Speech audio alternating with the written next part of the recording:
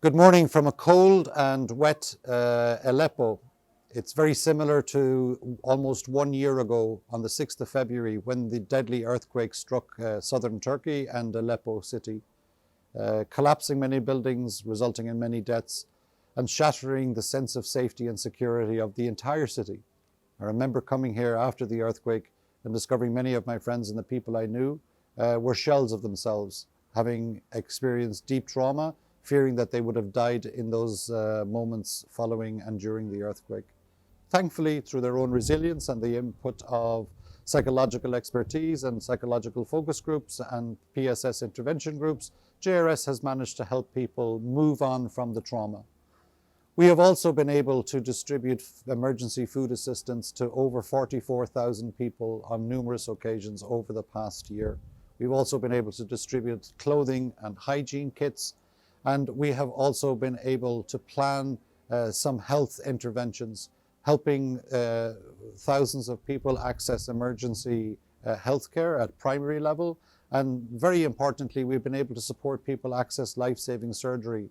I'm thinking of one girl that had a brain tumor diagnosed in the days after the earthquake, would probably have died except for the support that JRS was able to offer her. So I'm very, very grateful for all that we have achieved. I'm also deeply concerned for the present situation and the future of Syria as we look into the year ahead, 2024. The world is in deeper chaos, and the region here in the Middle East faces the risk of escalation of the conflict in Gaza.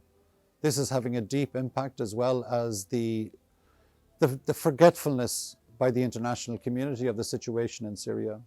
While we have delivered very important help, it has been done on a treadmill of a deteriorating situation.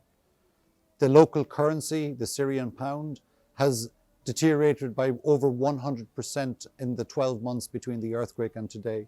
This means that the money that people have available is less able to provide for the basic needs. So people are facing increasing levels of hunger, increasing challenges of heating their houses, increasing challenges of keeping their children in school, increasing challenges of meeting basic health needs, antibiotics, medication for blood pressure, for diabetes, for basic common illnesses. All these are becoming increasingly out of reach. This is where JRS is seeking to intervene and where we continually need your help. I'm very concerned that as the world now begins to forget the humanitarian crisis in Syria, that there will be less support and solidarity and funding available for the humanitarian crisis that continues to deepen, and more people in Syria are in need.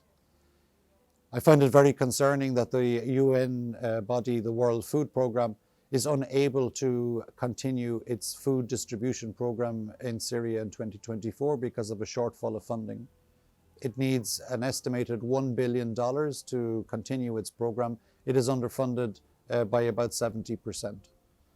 JRS remains very committed to the people of Syria. We have been here for over 14 years and all through the crisis. As the crisis and the Syrians face probably the worst year ever of the crisis so far, JRS will be here, but we can be here in a deeper and broader way with the support of friends and donors. Small contributions make a big difference to us. So I want to thank our donors, our friends and our partners throughout the world who have stood with us after the earthquake.